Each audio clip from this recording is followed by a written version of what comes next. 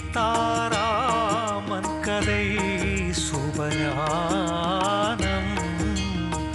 பிறவியின் பயன் தரும் பேரின்பகானம்.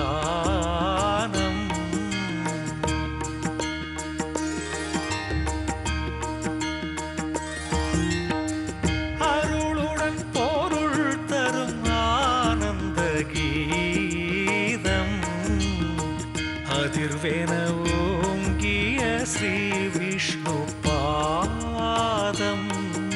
ஸ்ரீராம் ஸ்ரீராம் ஜெய ராம் ஜெய ஜெய ராம். என்ன யோசிக்கிறாய் லக்ஷ்மணா? உன் மனதில் ஏதேனும் சந்தேகம் இருக்கிறதா? ஆம், இருக்கிறது குருதேவா. அது என்ன சந்தேகம்? மிதிலையின் மகாராஜா ஜனகர் தன் புதல்வியின் விவாகத்திற்காக இது போன்ற போட்டி வைத்தது ஏன்? அவருக்கும் அந்த தனுசிற்கும் ஏதேனும் சம்பந்தம் இருக்கிறதா? அந்த தெய்வீக தனுசானது மன்னர் ஜனகர் வாழ்வில் மட்டுமல்ல, அவர் புதல்வியான சீதாவின் வாழ்வையும் தீர்மானிக்கப் போகிறது. அவருக்கு அந்த தெய்வீக தனுசை தேவர்கள் வரமாக அளித்தார்கள்.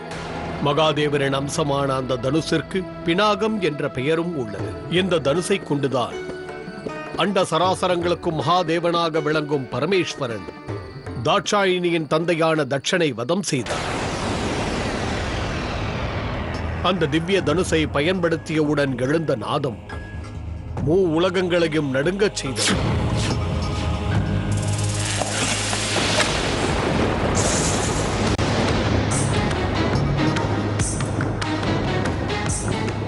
அப்போது தேவர்கள் உலகங்களையும் காப்பாற்ற வேண்டும் என மகாதேவனிடம் வேண்டுகோள் விடுத்தார்கள். மகாதேவரிடம் இருந்த அந்த தனுசை தேவர்கள் பெற்றுக்கொண்டார்கள். தாங்கள் கூறும் அந்த திவ்ய தனுசு மிதிலை மன்னருக்கு எவ்வாறு கிடைத்தது குருதேவா? தேவர்கள் அந்த தெய்வீக தனுசை மன்னர் ஜனகரின் மூதாதையர்களான மகாராஜா தேவவிரதனுக்கு பிரசாதமாக அளித்தார்கள். அன்று முதல் இன்று வரை அந்த தெய்வீக தனுசு மிதிலையின் அரண்மனையில் பத்திரமாக உள்ளது. மகாராஜா ஜனகர் எந்த மகளுக்காக சுயம்வரத்தை ஏற்பாடு செய்துள்ளாரோ அந்த சீதைக்கும் இந்த தனுசிற்கும் அவளது சிறுவயது முதற்கொண்டே சம்பந்தம் இருக்கிறது.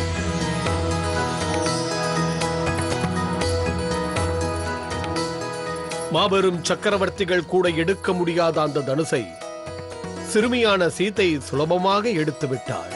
இதை கண்ட மன்னர் ஜனகர் வியந்து போனார்.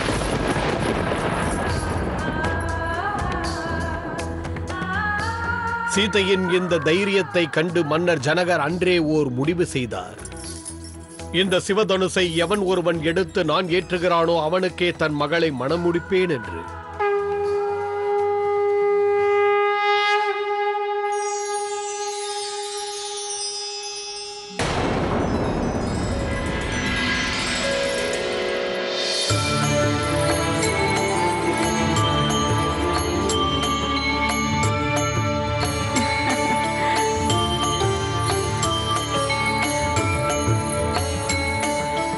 வணங்குகிறோம் மகிழ்ச்சி.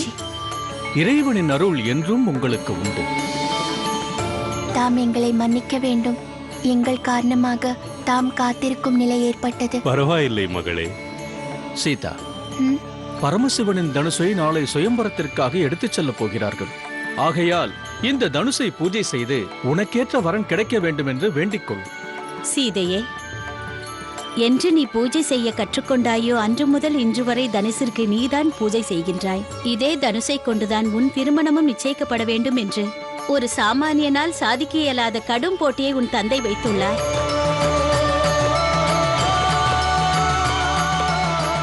இது குறித்த கலக்கம் உனக்கு வேண்டாம் சீதா. யார் மகாராஜா ஜனகர் மனதில் இதை போன்ற வினோதமான போட்டியை ஏற்படுத்த தூண்டினாரோ அவரே இதற்கான தீர்வையும் வழங்குவார். உனக்கேற்ற சரியான துணைவனை தேர்ந்தெடுப்பதற்கு இது உதவப் போகிறது. இவ்வாறு நடக்க வேண்டும் என்பது பரமசிவனின் விருப்பம். பூஜையை துவங்கு மகளே.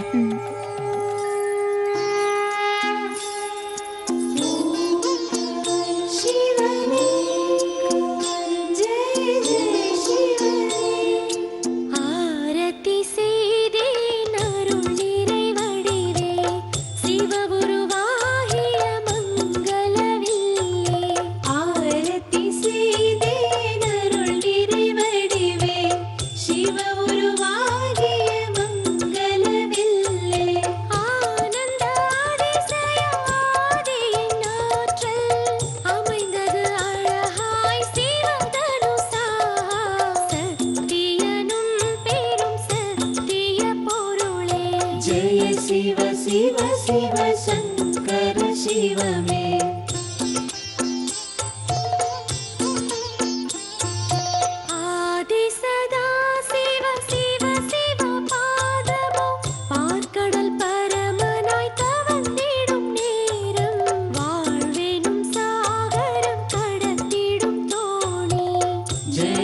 शंकर शंकर नादा आरती செய்தே நருளிரை வடிவே சிவ உருவாகிய மங்களவில்லே சிவ உருவாகிய மங்களவில்லே ஓம் நம சிவாய நம சிவாய நம சிவாய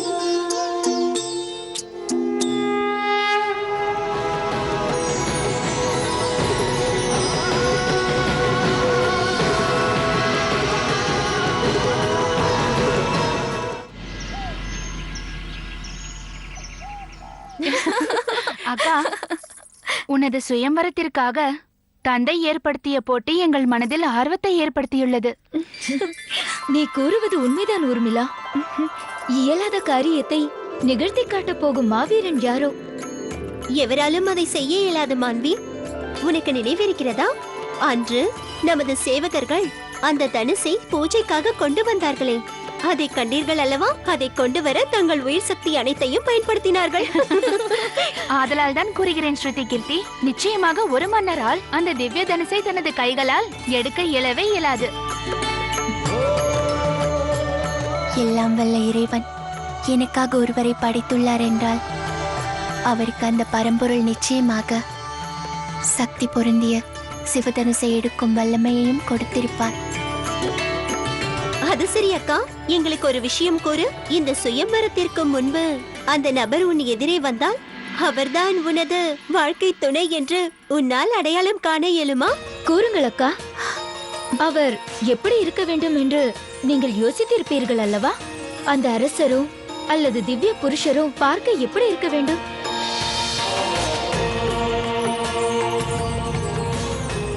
கூறுங்கள் அக்கா, நாங்களும் தெரிந்து கொள்கிறோம். எங்களிடம் ஏன் மறைக்கிறீர்கள்? கூறுங்கள். என்னுடைய மனதிற்குள் ஒருவர் தான் இருக்கிறார்.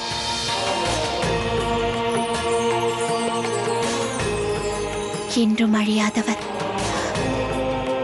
பரம்பொருள் விஷ்ணு.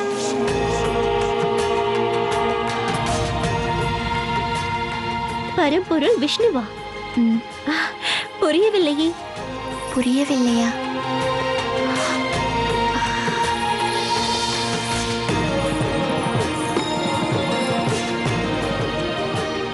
பிரபு விஷ்ணுவின் தோற்றத்தை கண்டுள்ளீர்களா? அவர் 4 கரமுடையார். அவர் தம்முடைய கரங்களில் சங்கு, சக்கரம், கதை, தாமரை மலர் இவைகளை தாங்கி இருக்கின்றார். தம்முடைய பக்தர்களுக்கு அவர் தாமரை போன்று மென்மையானவர். அதை போன்று சத்துருக்களுக்கு அவர் கதையை போன்று கடுமையானவர். அவருடைய சங்கநாதத்தில் சாமானிய மனிதன் கூட சாதிக்கின்றான். சங்கடத்தில் மூழ்கியிருக்கும் மனிதனுக்கு மகிழ்ச்சி பெருங்கடலை தரும் முழக்கம் அது. அவரது விரலில் சுழலும் சுதர்சன சக்கரம் தர்மத்தை காப்பாற்றுகின்றது. எந்த மன்னரிடத்தில் இத்தகு சக்திகள் அனைத்தும் உள்ளதோ அவரே எனக்கு துணைவராக வர வேண்டும்.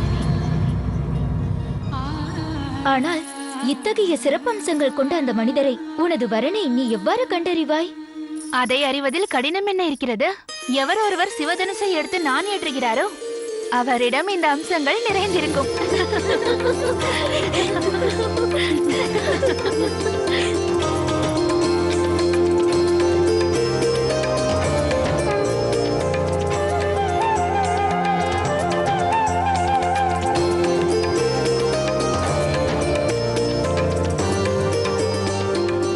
ராமா, லக்ஷ்மணா,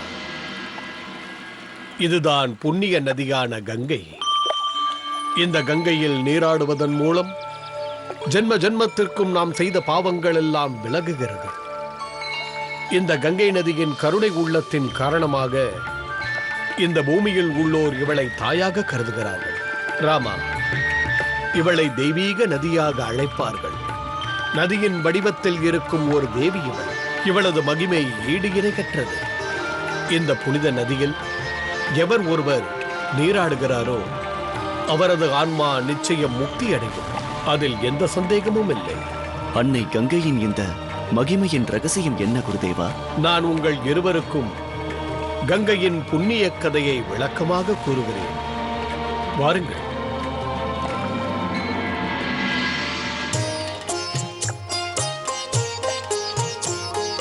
பாவங்கள் தீர்த்திடும் புனித கங்கையில் மூழ்கிட வினைகளும் தீரும்.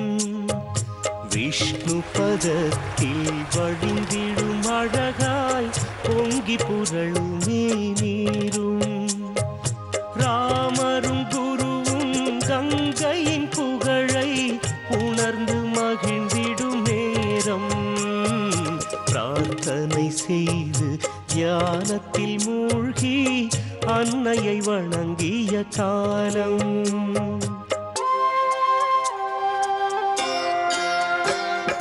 புண்ணிய கங்கையின் மாப்புகள் சர்க்குரு சொல்லிட கேட்டுமே மனம் நெகிழ்ந்திறைவனை வேண்டியே ராமரும் மங்கள ஸ்நானத்தை செய்துமே மிதிலைக்கு சென்றார்.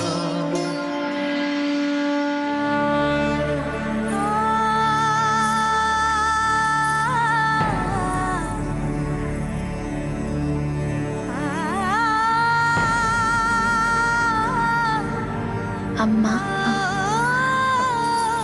சீதா, வா மகளே, வா. தாங்கள் இந்த அறையில் தனியாக என்ன சிந்தித்துக் கொண்டிருந்தீர்கள்? திருமணத்திற்கு முன்பாக பெற்ற தாயின் மனது என்ன யோசிக்கும் என்பதை உன்னால் புரிந்து கொள்ள இயலாது. உன்னை பிரிந்த பிறகு நாங்கள் இந்த அரண்மனையில் எவ்வாறு வசிக்கப் போகிறோம்? அம்மா, கவலை எதற்கு? இப்புவியில் பெண்ணாக பிறந்தவள் என்றாவது ஒரு நாள் திருமணமான பிறகு புகுந்த வீடு போகத்தானே வேண்டும். சத்தியத்தை நான் என்றும் மறக்கவில்லை சீதா. ஆனால் தாய் பாசத்தை அடக்க இயலாதே. நீ எங்கு சென்றாலும் எனது நினைவு என்றென்றும் உன்னை பற்றி தானே இருக்கும். உனக்கு சோர்குட்டிய இந்த கரங்கள் நீ பசியாறி விட்டாயா என்று நினைத்து கொண்டே இருக்கும். என்னம்மா, நடக்க பழகும் போது முள் தைக்காத உன் காலில் முள் தைத்து விடுமோ என்று இந்த தாயின் உள்ளம் வருந்தும். உறங்காமல் உன்னை பார்த்து கொண்ட இந்த கண்கள் உன் ஓவியத்தையும் கண்டு மனம் நெகிழும்.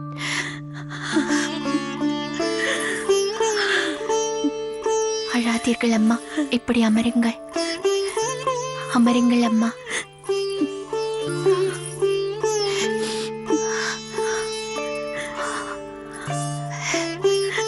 தாம் கவலை கொள்ள வேண்டாம் அம்மா. தம்மிடமிருந்து நான் கற்றது இனி அன்பை மட்டுமல்ல தாயே. தாம் பெண்ணின் பெருமையை உணர்த்தி இருக்கிறீர்கள். புகுந்த வீட்டில் பெண் எவ்வாறு இருக்க வேண்டும் என்று தங்களைக் கண்டு நான் கற்றுள்ளேன் அம்மா. நான் அங்கு எப்படி இருந்தாலும் நிச்சயம் மகிழ்ச்சியுடன் இருப்பேன். கணவரது இன்ப துன்பத்தில்தான் நம்முடைய இன்ப துன்பம் உள்ளது என்று தாங்கள் புரிய வைத்துள்ளீர்கள். பிறகு ஏன் இந்த கண்ணீர்? பதியுடைய மொழியே என் வேதமாகும். வாழ்க்கை முழுவதும் என் இன்பம் அதில் பொதிந்திருக்கும்.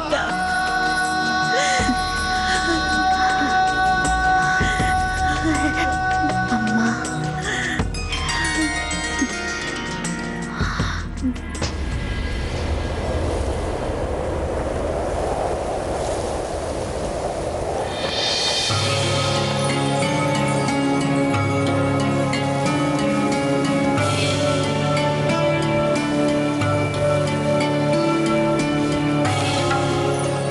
குருதேவா, இந்த ஆசிரமம் யாருடையது? இவ்வாறு சீர்குலைந்து போயிருப்பது ஏன்? ராமா,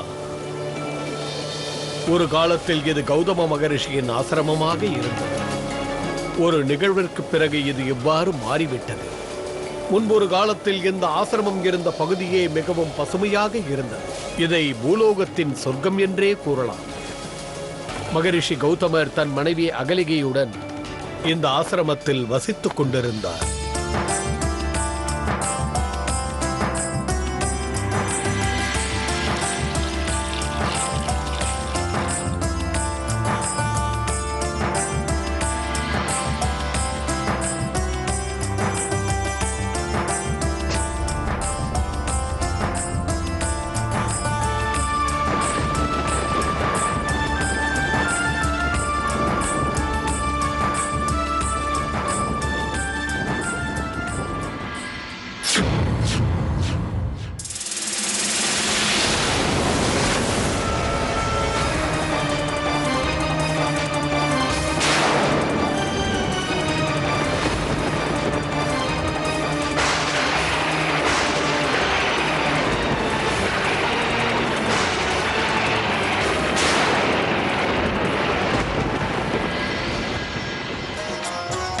தன் போகத்தினால் இந்த மங்கையின் வாழ்வினில் நுழைந்து ரிஷி வேடத்தை பூண்டு இந்திரன் செய்திட்ட பாவம்.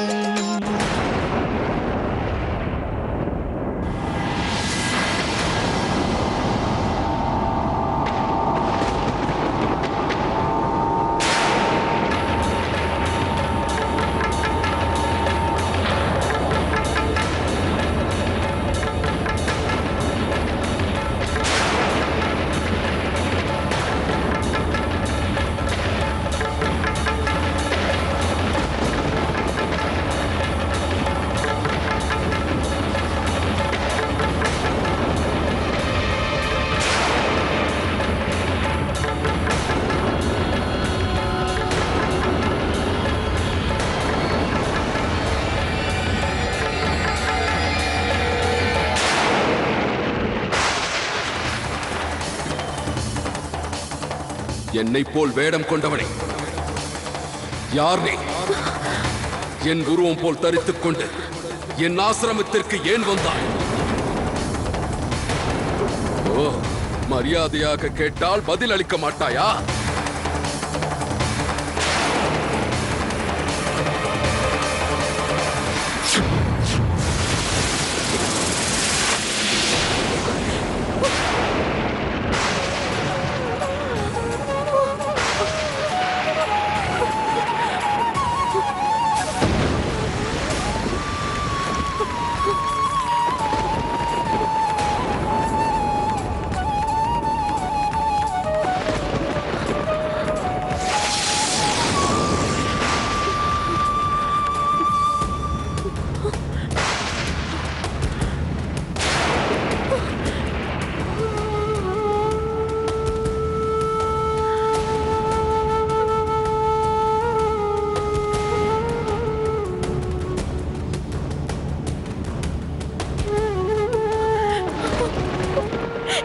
இனி மன்னித்தருளுங்கள், மன்னித்தருளுங்கள்.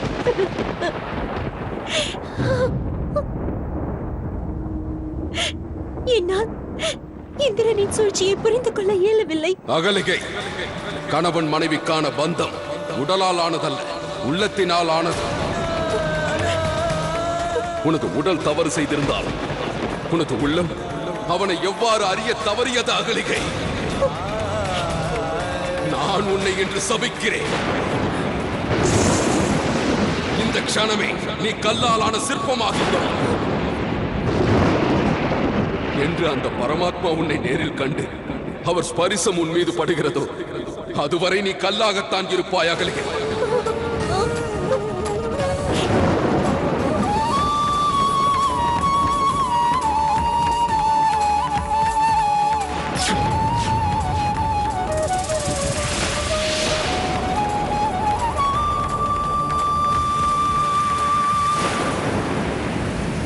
ராமா, சிற்பமாக மாறியிருக்கும் அகலிகை உனக்காக பல்லாயிரம் ஆண்டுகளாக காத்துக் கொண்டிருக்கிறாய்.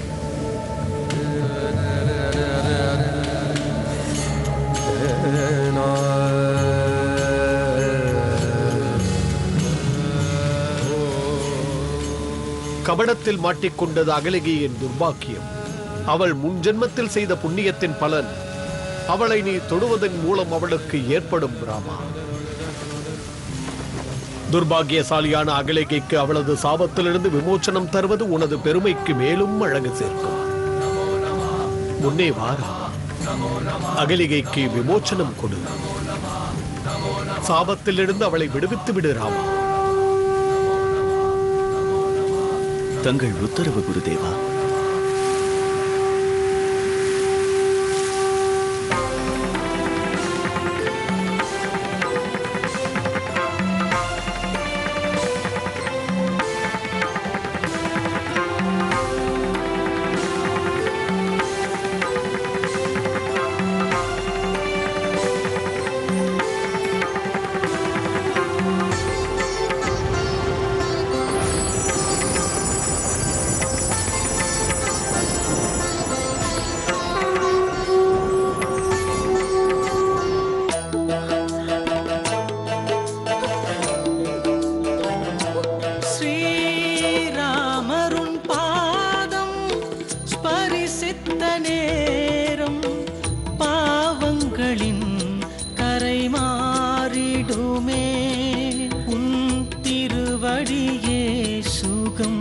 மலர்கழலே வரம் பொன்னடியில் என்னை நான் கொடுத்தேன். உன் பத நிழல் போலே வேறில்லை பிறவிக்கு உணர்ந்தேன் என் ரகுராம பிரபு. நல்மெய் மன ஞானம் தான் தரும் சந்நிதானம் உன்னடிதான் என எனை இழந்தேன். ஜெயராம ரமாவுனை என் உயிர் காவலாய் ஏற்று உன் பாதத்தில் மெய் சிலிர்த்தேன். செய்த பாவத்தின் கரையன கல்வுரு தாங்கிய அபலையின் பிறவிக்கும் பொருள் கொடுத்தாய். உன் களல் எனும் மேன்மைக்கு என் கதை சாட்சியாய் வைத்துமே வாழ்த்திய நாயகனே. உன்னை பார்க்க பார்க்கவே மாயையின் நாடகம் முடிந்ததின்றே அருள் பூத்தவரே. ஸ்ரீராமருன் பாதம் மிக்க நன்றி. சாபத்திலிருந்து விமோச்சனம் அளித்து தாங்கள் எனக்கு செய்த உதவியை நான் என்றும் மறவேன். என் கணவரின் காலடியை அடைய அருள் புரியுங்கள். மலர்கழலே வரம் பொன்னடியில் என்னை நான் கொடுத்தேன். நான் கொடுத்தேன்.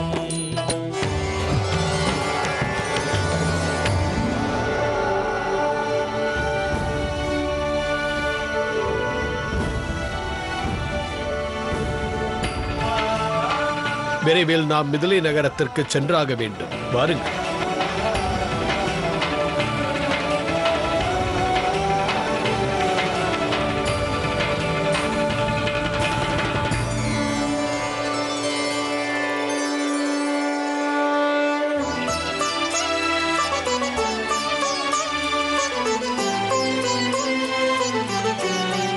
ராமா, இதுதான் மிதிலை நகரம்.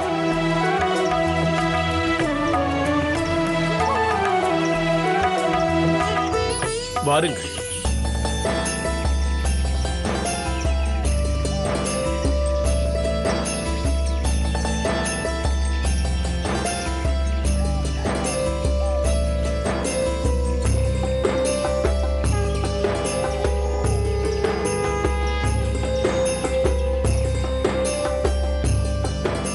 மகாராஜா வாழ்க. மகாராஜா, பிரம்ம ரிஷி குரு விஸ்வாமித்திரர் வந்திருக்கிறார்.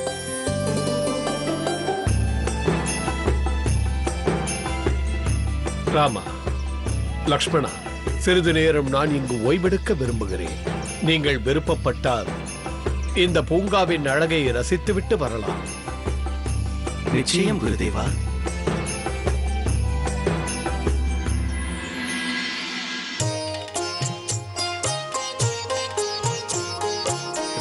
கஜராஜருடன் ராஜமை ரிஷியும் வந்தனர் மிதிலாபுரிக்கு.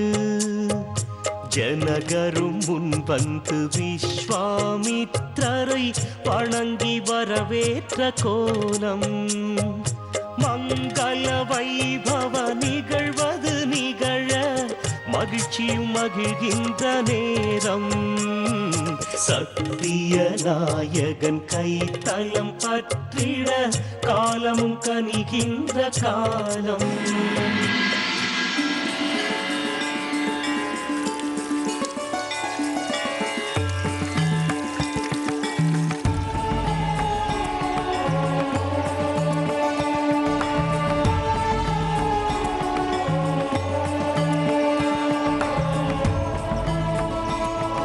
சகல சௌபாக்கியங்களும் கிடைக்கட்டும்.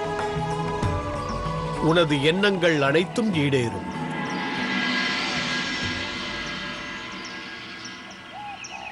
பிரம்மரிஷி, இப்போது நான் மன்னன் ஜனகன் அல்ல, சீதையின் தந்தை. என் புதல்வியின் திருமணம் சிறப்பாக நடைபெற தங்களது ஆசி வேண்டி வந்துள்ளேன். மகரிஷி, தங்களது கருணை இருந்தால் எனது மகளுக்கேற்ற மணமகன் நிச்சயம் கிடைப்பார். பிரம்மரிஷி, எங்கள் உபசரிப்பை தாங்கள் ஏற்க வேண்டும். நிச்சயமாக.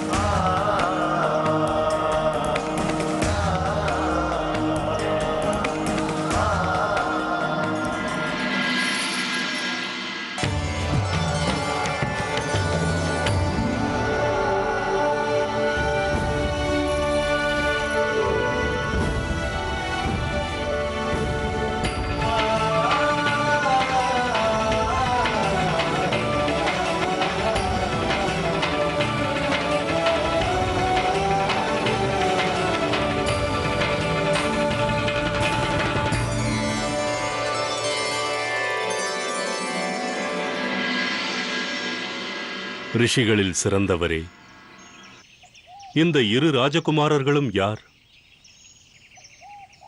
இவர்கள் இருவரையும் கண்ட நிமிடமே இவர்களை பற்றி அறிய மனம் ஆவல் கொள்கிறது.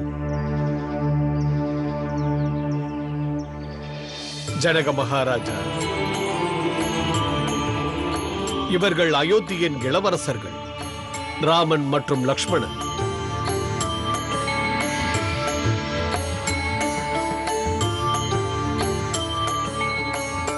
எனது யாகத்திற்கு பாதுகாப்பாக இவர்களை நான் தான் அழைத்து வந்தேன். உனது ஆவலில் தவறேதும் இல்லை மன்னா. மாபெரும் கொடிய அரக்கர்களை அழிக்கத்தக்க வல்லவர்கள் இவர்கள். மாவீரர்கள் மட்டுமல்ல, 30 முக்கோடி தேவர்களையும் பொறாமைப்பட வைக்கும் சுந்தர அழகுடையவர்கள். மானிட வாழ்க்கைக்கே ஓர் எடுத்துக்காட்டாக இவர்கள் வாழ்ந்து காட்டுவார்கள். அப்படிப்பட்டவர்கள் இந்த சகோதரர்கள். தாங்கள் கூறுவதை பார்த்தால் அதிபயங்கரமான அரக்கி தாடகையையும் மாயைகளின் மன்னன் மாரீச்சனையும் சுபாகுவையும் வதம் செய்தவர்கள் இவர்கள்தானே? ஆம் மன்னன்.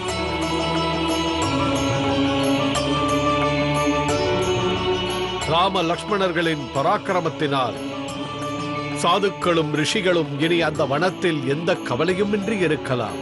இந்த வீரர்களைக் கண்டு உண்மையில் நான் மனம் நெகிழ்கிறேன் மகரிஷி. தயை கூர்ந்து தங்கள் சீடர்களுடன் விருந்தினர் மாளிகைக்கு சென்று ஓய்வெடுக்க வேண்டும்.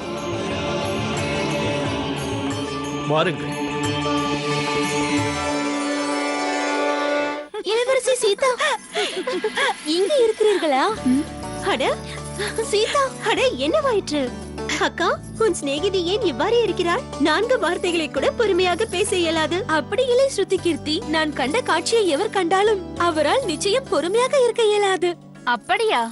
அப்படி நீ என்ன பார்த்து விட்டாய்? கூறு, நாங்களும் தெரிந்து கொள்கிறோம். அதுவா, பிரம்மரிஷி விஸ்வாமித்ரர் மிதிலை வந்துள்ளார். மன்னர் அவரை விருந்தினர் மாளிகைக்கு அழைத்துச் சென்றுள்ளார். ஆமாம், தந்தை என்னை வரும்படி பணித்தாரா? ஆமாம், மகரிஷி விஸ்வாமித்ரரிடம் ஆசி வாங்க உன்னை உடனே வர சொல்லி கூறினார். வா செல்லலாம். நில் சீதா. பிரியம்பதா, தந்தை உண்மையாகவே சீதையை அங்கு வர கூறினாரா? அல்லது வேண்டுமென நீ அங்கு அழைத்துச் செல்கிறாயா? ஒன்றை மறவாதே, நீ கூறியது பொய் என்று நிரூபிக்கப்பட்டால் பிறகு நாங்கள் தந்தையிடம் நீ வேண்டுமென சீதைக்கு தொல்லை கொடுக்கிறாய் என்று கூறிவிடுவோம். இல்லை இல்லை, அவ்வாறெல்லாம் செய்யாதே. ஒப்புக்கொள்கிறேன், நான் வேண்டுமென்று தான் இவ்வாறு கூறினேன். ஆனால் அதற்கு காரணம் உள்ளது.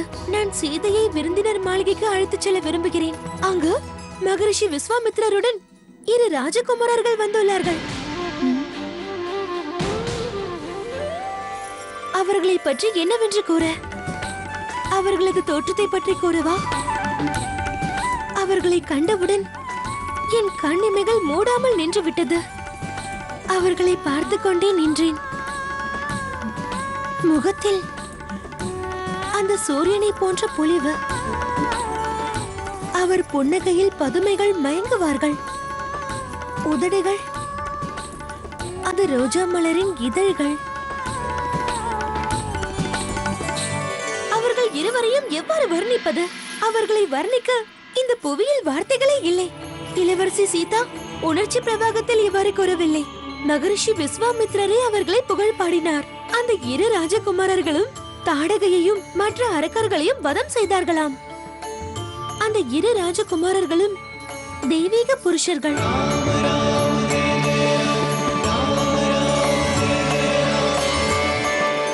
என்னால் முடிந்திருந்தால் அவர்களை இங்கு அழைத்து வந்திருப்பேன். ஆனால் பரவாயில்லை, நீங்கள் அனைவரும் உடனே விருந்தினர் மாளிகைக்கு சென்று காணலாம். பிரியம்பதா, தந்தை எனக்கென்று சுயம்பரம் வைத்துள்ளார். அவ்வாறு இருக்கும் பொழுது தந்தையின் நம்பிக்கையை நான் பொய்யாக்குவதா? நம்முடைய நிலையை மறந்து எல்லையை கடந்து ராஜகுமாரர்களை காண்பதா? அவர்களை மனதில் நினைப்பதா? இவ்வாறு நடப்பது சுயம்பரத்துக்கு நியதியாகாது. இது தவறு பிரியம்பதா. உயிர் ஒன்று, உள்ளம் ஒன்று. அவ்வாறு இருக்கையில் என் நினைவும் ஒருவருடன் தான் இருக்க வேண்டும். என் உயிர் உள்ளவரை அந்நினைவில் வாழ்பவர் தெய்வத்துக்கு சமமானவர் ஆவார். சுயம்பர வைபவத்தில் எந்த ஒரு வீரர் சிவதனுசை நாணேற்றுகிறாரோ அவருக்கு என் உடலும் உள்ளத்தையும் அர்ப்பணிக்கின்றேன். இதயம் நிறைந்த என் தந்தையின் ஆசிர்வாதத்தினை அவர் பெற்று என்னை அழைத்துச் செல்வார்.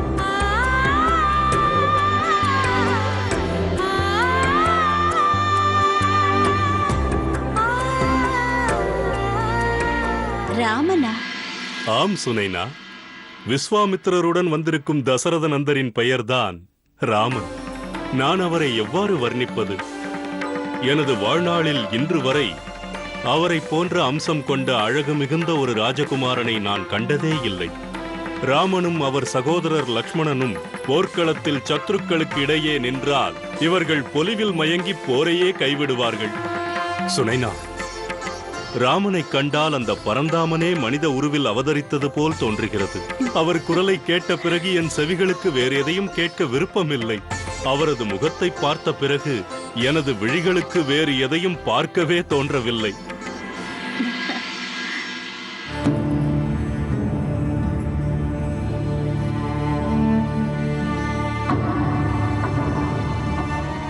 என்னாயிற்று மகாராஜா? எதை பற்றி தாங்கள் சிந்திக்கிறீர்கள்? இவர்களை போன்ற இளவரசர்களுக்காகத்தானே சுயம்பரம் ஏற்பாடு செய்துள்ளீர்கள். அப்படி இருக்கையில் திடீரென உங்கள் முகத்தில் வாட்டம் ஏன்? அந்த சுயம்பரமே இப்போது எனது கவலைக்கு காரணமாகிவிட்டது. ஒரு தந்தை தனது மகளின் திருமணத்திற்காக வரன் தேடினால் அவர் எவ்வாறு இருப்பாரோ அந்த குணங்கள் அனைத்தும் ராமனிடம் இருக்கிறது. ஆனால் சுயம்பரத்தில் வெற்றி பெற நான் விதித்த விதிமுறை என்னை இன்று கலங்கச் செய்கிறது. மகாராணி, விஸ்வாமித்திரர் கூறியபடி இந்த 2 ராஜகுமாரர்களும் சக்தி வாய்ந்த அரக்கர்களை வதம் செய்திருக்கிறார்கள். ஆனால் சுயம்பரத்திலோ சிவதனுசு வைக்கப்பட்டிருக்கிறது. அந்த சிவதனுசை எடுப்பதென்பது மாபெரும் வீரர்களுக்கே கடினமான காரியம் என்று இருக்கையில் மென்மையான ராமனால் எவ்வாறு அதை எடுக்க இயலும்?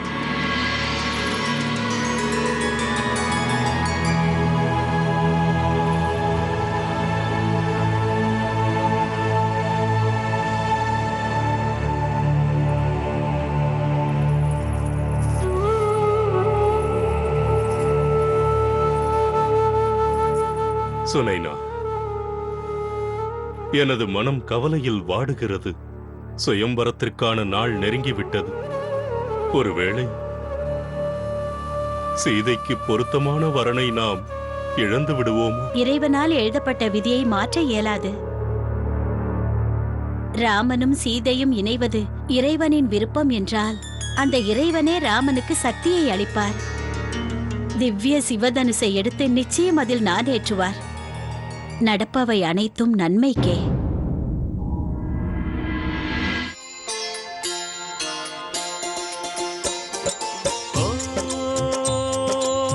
சர்க்குரு சேவை ஆனந்தமாகும், பிறவியின் பயனாய் பேரின்பம் சேர்க்கும். சேவையின் மகிமை செய்வதி புனிதம், சேவடி பூஜையை பிறப்பினை யாருக்கும்.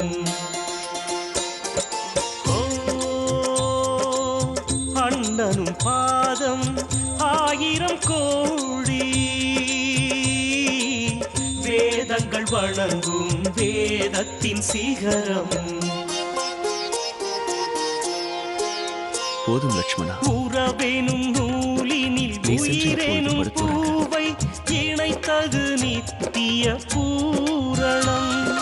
பூரண ராமரின் மகிமையை சொல்லிட வார்த்தைகள் இல்லையே.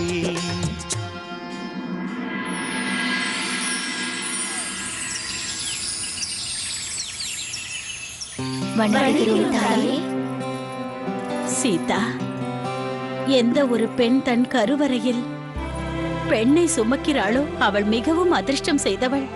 ஏனென்றால் பெண் என்பவள் அந்த சக்தியின் வடிவமாவாள். பெற்ற மகள் திருமணம் முடிந்து எங்கு சென்றாலும் சரி, அவள் தாய் தந்தையரின் மனதில் அவளை பற்றிய கவலை பாசத்தின் வெளிப்பாடாக என்றும் திகழும். உன்னால் நான் பெற்ற இன்பத்திற்கு பதிலாக இன்று நான் உனக்கு ஆசீர்வாதம் அளிக்கிறேன். மகிழ்ச்சியின் நிழலாக என்றும் உன் வாழ்க்கையை அலங்கரிக்க வேண்டும்.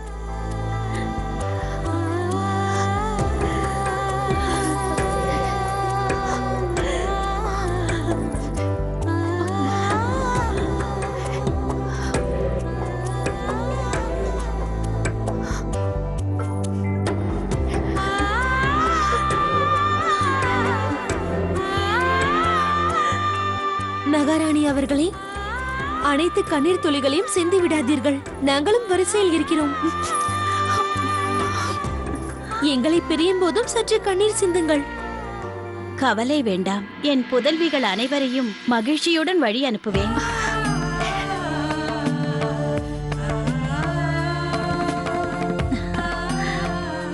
சென்று வா மகளே. பக்தியுடன் கௌரி பூஜை செய். கௌரி, உமா இவை அனைத்தும் பார்வதியின் பெயர்கள்தான். சிவனை அடைவதற்காக அவர்கள் விரதம் வைத்தார்கள். ஒவ்வொரு பெண்ணும் அந்த விரதத்தை திருமணத்திற்கு முன்பாக வைக்க வேண்டும். உங்கள் உத்தரவு அம்மா.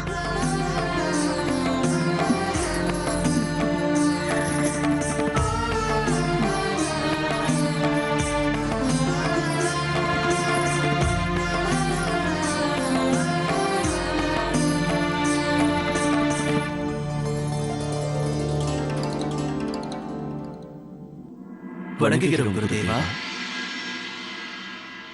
இன்று எங்களுக்கான பணி என்ன? உத்தரவிடுங்கள். ராமா, இப்பொழுது நான் பூஜை செய்ய போகிறேன். பூஜைக்கு தேவையான மலர்களை நீங்கள் இருவரும் பூங்காவில் இருந்து பறித்து பாருங்கள். தங்கள் உத்தரவு குருதேவா.